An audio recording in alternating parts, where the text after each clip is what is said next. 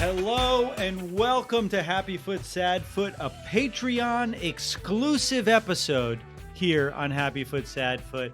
I'm Travis Helwig. I'm Vince LaRosa. I'm Darren Miller. And this isn't an oops all banter. This is an exclusive interview. Everyone's trying to get this guy. His phone number, his phone has been ringing off the hook. It's been crazy. He told us that he had to kick out a man who had climbed through his window to try to get an interview, and that man was Andrew Wiebe. So we got him. We got him here on the Patreon for you, our good friends. Please welcome to the show an MLS roster rules expert, senior counsel at the law firm Vela Wood, and founder of Ad Victoriam Sports Group, returning champion Andrew Visnovsky. Andrew, how you doing? Thank you. I feel like a Columbus Crew returning champion, second time. Starting off. And that was Andrew. Thank you so much. Wow, great Know interview. your So fucking glad audience, you could come back on the show.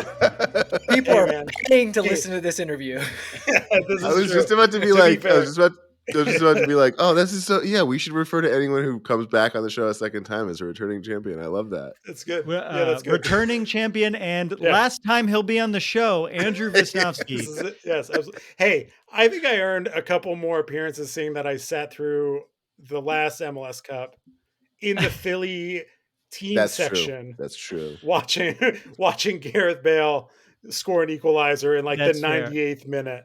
In our other podcast, we just recorded like our normal one, and I just said I'm jealous of the Philly fans because at least they got to see a good game.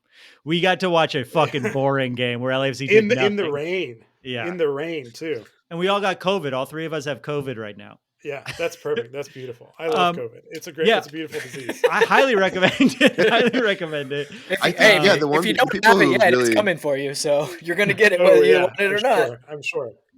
Yeah, the people who you would think might be happy about COVID are like disease designers, architects, people who create diseases for a living. I think from a creative perspective, it really has been very effective. When you ask all the other diseases what their favorite disease is, they all really look up to COVID. It's a disease or virus is virus.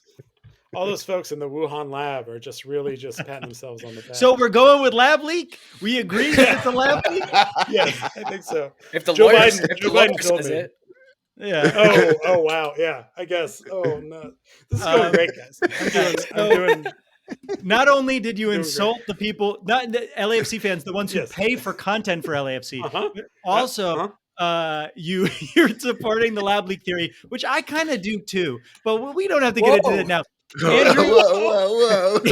I think it's crazy to me. This is going off the rails immediately. Keep I going. love this. Yes, this is oops all COVID. Actual oops all banter because we did not mean it this time.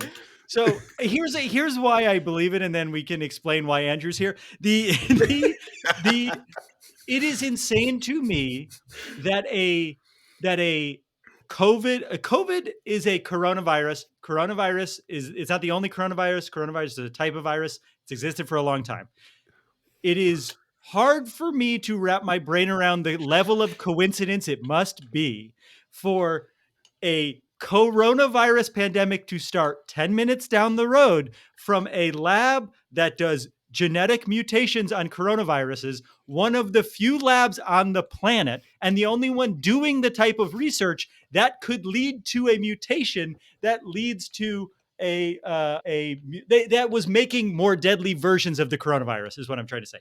I'm not saying that I know for sure. I'm just saying the level of coincidence it must be is insanely high for the lab leak theory to not be there. Also, the clouds are turning the frogs gay. They're spraying this full Alex Jones right off the bat. Just full Alex Jones. Yeah, I can't say I necessarily disagree with you, but also, do you want to know what the conspiracy theorists are saying?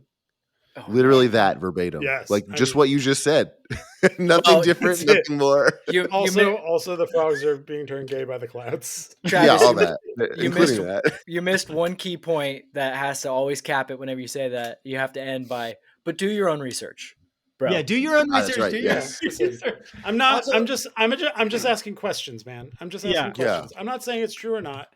I'm just saying it would be weird if it wasn't. Way. This episode brought to you by Rhino Fuck Testosterone. It's definitely been tested, and it's Rhino Fuck quality. Now this is a supplement Andrew, that we're selling, that we created ourselves, and we're selling to you. Yes. Anyway, Andrew, I'm a very serious lawyer, so this is all very important. Yeah. Okay. As a serious lawyer, do you think you could just real quick into the camera just say, I love, what is it called? Rhino Fuck Testosterone. I use it every day. I thought we were going to be doing Simply Safe reads. That's right. Yeah, I had to do Better Health reads. I had to do Better Health when I did a podcast, and I got so much shit because it's a fucking scam. No, if you're getting therapy, don't go through BetterHelp. Guys. I can't wait for that marketing and of course, call. We paid BetterHelp. They didn't pay us for that. We paid them. First, Andrew, we're getting back on. For those who don't know you, tell us a little bit about your background, why you're here, why you're a roster rules expert. Why do you know so much about Major League Soccer? Yeah, why do I? I ask myself that question a lot. I'm a lawyer. I specialize in sports law.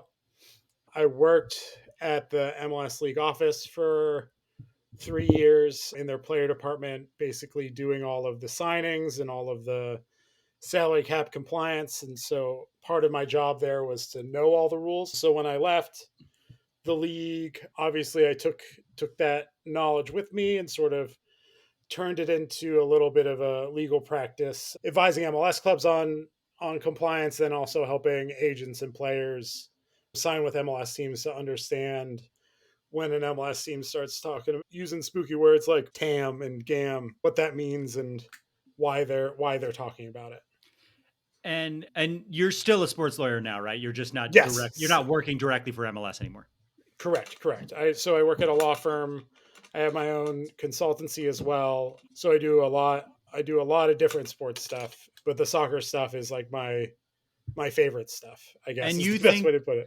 And you agree that Rhino Fuck Testosterone is the best testosterone around, right? I can't speak. I can neither confirm nor deny. I can't speak to that with any personal knowledge.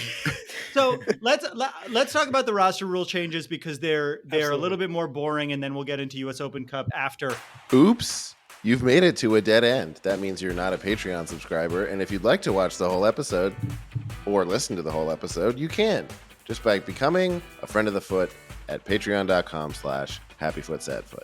And I want all of you to know that Darren just came up with that oops, you made it to a dead end thing on the top of his head. I had no idea he was going to do that. And it was pretty good. It's much better than the edit that we just recorded where I did it. And we're going to use this one. You ruined the illusion again, Travis. 2 for 2. Well, they won't know that I ruined it 2 for 2 because this is the only one that they will ever hear. Well, I guess that makes me 1 for 1. Patreon.com/happyfootsadfoot if you want to, whatever. We can end it wherever. Okay. We can end it wherever is definitely going to